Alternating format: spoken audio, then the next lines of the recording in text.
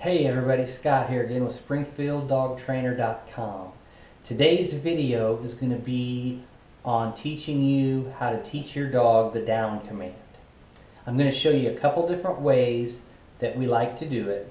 The first way will be using leash pressure, and then I'll show you a couple ways you can do it using food in case the leash pressure way doesn't work for you so well and you want to try something else. One thing to keep in mind when you're watching the video is I don't say stay. So you're going to see me putting the dog in the down command, and then as I release the dog, I'm either going to use a release word such as break, or I'm going to say let's go. In my training program, stay is implied on these commands. So if I tell the dog to sit, the dog sits and remains sitting until I release it with a release word, or we say let's go and we walk. So that's just something to keep in mind. It's the same thing with down in place. So we're going to tell the dog down as we put our dog into the down, and then we're going to use a release word such as break. You can use whatever you like, or we're going to say let's go as we start walking to release the dog. Let's take a look. Alright guys, let's do some repetitions of the down. I've got a standard slip lead on Leo. So let's go. So what I'm going to do as we get into position, I'm going to hold the very end of the lead, make a big looping lead. I'm going to put my foot on here for leverage, slight down pressure, now the pressure's off. So I put the pressure on, and then I immediately took the pressure off once he went into the down position. Now when you first start doing this, it's probably not going to go quite that fast. You're going to have to keep slight downward leash pressure on the lead until he goes down to the ground, his belly's on the ground, and then immediately remove your foot so that leash pressure goes away. Let's try again. Let's go.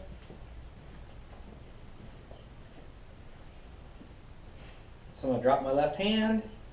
I'm going to put my left foot on the lead, slight pressure, and then the pressure goes away. Once he's on the ground, the pressure goes away.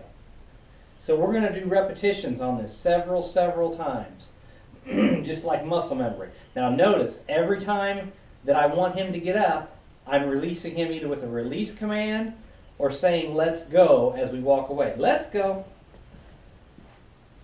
Try it a few more times. I'm going to drop this hand, use my foot, pressure on, pressure off. Now let's try it. Now that I know I can make it happen, after you do enough repetitions, notice I'm not saying anything. I'm going to make sure that I can make it happen every time.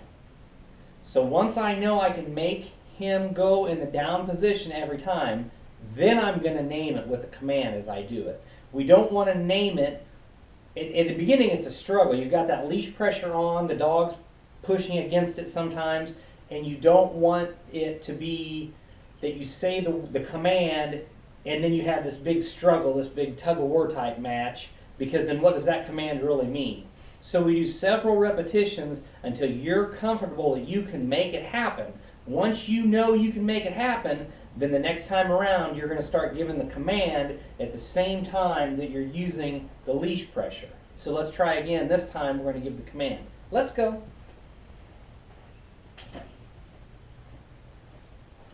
So I'm going to drop the leash. I'm going to say down, and the pressure's off. So as the pressure went on, at the same time I said down, once the belly was on the ground, then my foot is off the leash, which releases the pressure from the dog. Let's go.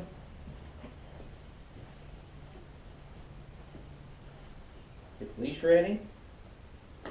Down. Good. Good boy. You can break. So that time instead of saying let's go, I said you can break. Down. Let's go.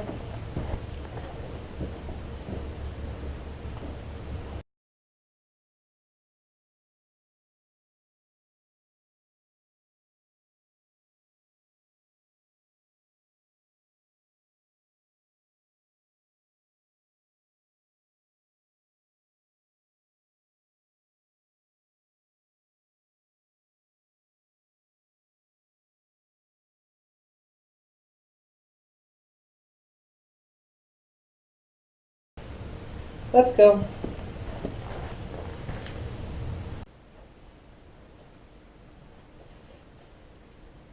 Down. So we want to remember, we don't say stay. Stay is built into the command. So I've told him to down. The idea is that he stays in the down position until I release him with his release command, or I say let's go as we walk away. So for right now in the very beginning stages, you're going to not ask for a very long time in the down. You want to get repetitions of helping him into the down. After you make it and you start naming it, several repetitions, hundreds and hundreds and hundreds of repetitions. So it's going to be down, let's go, come around, do it again, over and over and over and over and over. Then we're going to start asking for duration. Then we're going to start asking for duration as well as distance, where we can drop the leash and walk across the room and the dog stays in the down. But we're going to work up to that. At first, it's going to be about getting the repetitions of making the down happen, and then we'll build up to the other stuff later.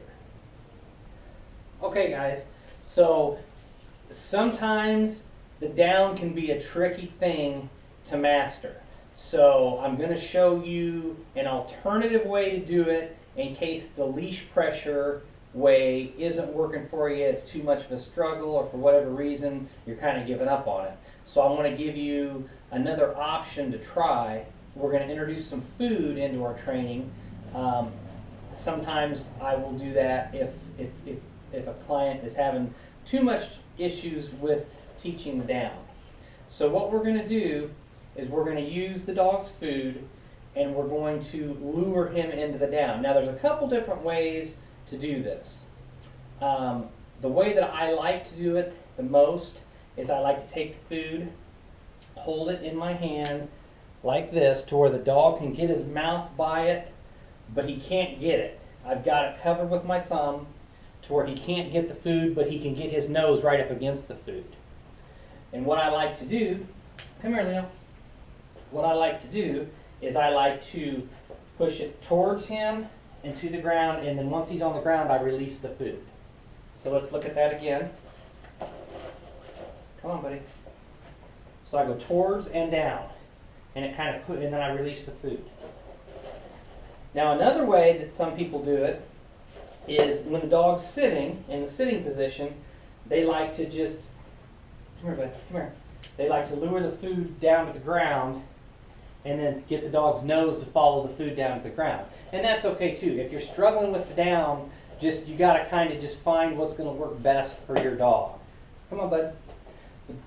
When I use food, the way I like to use it the best is push it into the dog and then down. And then you're going to have to hold that food without letting him get it until the chest hits the ground. So it might be a little bit of a struggle at first. You're going to hold it and he's going to push his nose up against it. Here. And you're just going to push right towards him and to the ground, just like that. So it's going to be the same thing with this technique, guys. It's going to be, you're not going to name it until you know you can make it happen. Come here, bud. So I'm going to push towards him and to the ground, and then once he goes down, my thumb's going to come out. Come on. Towards and down. Like right up under his chin. Good. Towards and to the ground. Come here. Down. So now I know I can make it happen, so I'm going to add the command. Come on, bud. Down. Come on. Down.